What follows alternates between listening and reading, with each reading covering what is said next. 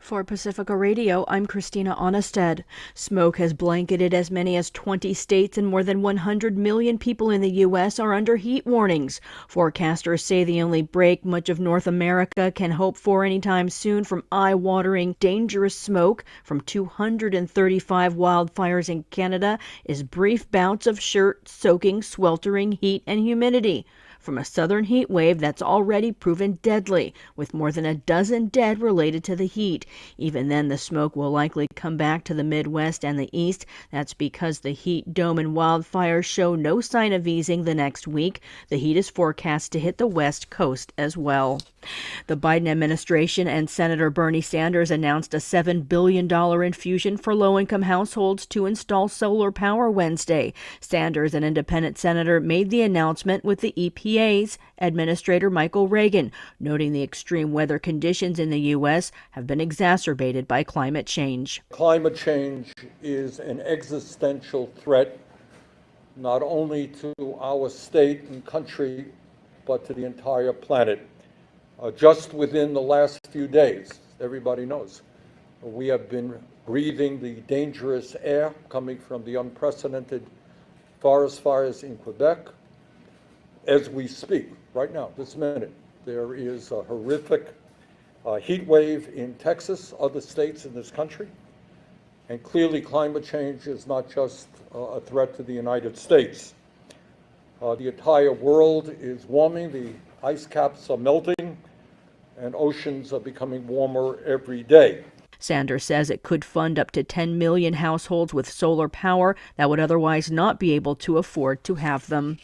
French police officer who shot and killed a 17-year-old Algerian driver will be investigated for voluntary homicide following 2 days of fires and violent protests that injured scores of officers and led to the arrest of 150 people.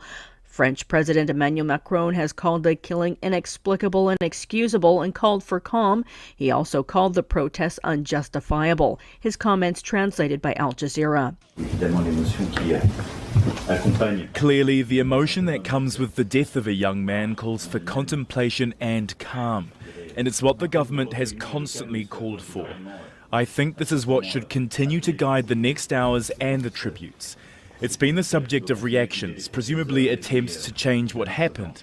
And the last hours have been marked by violent scenes against police stations, but also schools and town halls, and basically against institutions and the Republic. It's absolutely unjustifiable. Some 40,000 officers have been called onto the streets to quash the protests. Reporter Peter Allen is in Paris. When the two police officers involved first called the incident in, they said Nalen had tried to run them over, but the video certainly appears to contradict this claim.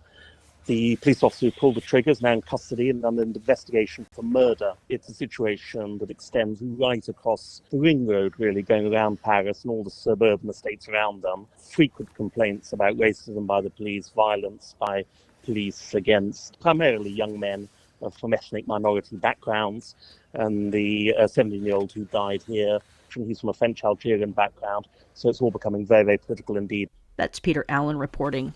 The war in Ukraine will take center stage at the European Union summit that kicks off today. Ukraine's President Volodymyr Zelensky will address the EU via video. He sought EU membership to no avail, though European Union nations are expected to beef up Ukraine's defense capabilities. Meanwhile, a Russian defense official has been missing who allegedly knew of the Wagner mutiny, marched towards Moscow but did not report it to higher-ups. U.S. intelligence says General Sergei Survokin had prior knowledge of the attack, according to a report from the New York Times. He has not been seen since Saturday.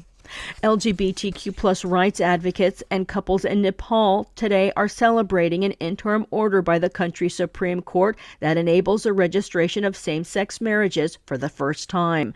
The Supreme Court order Wednesday allows for the temporary registration of marriages for same-sex and non-traditional couples. A British court has ruled the UK government's plan to send asylum seekers to Rwanda in an attempt to deter migrants from making risky journeys across the English Channel is unlawful. The Court of Appeal judges said Rwanda could not be considered a safe third country where migrants could be sent.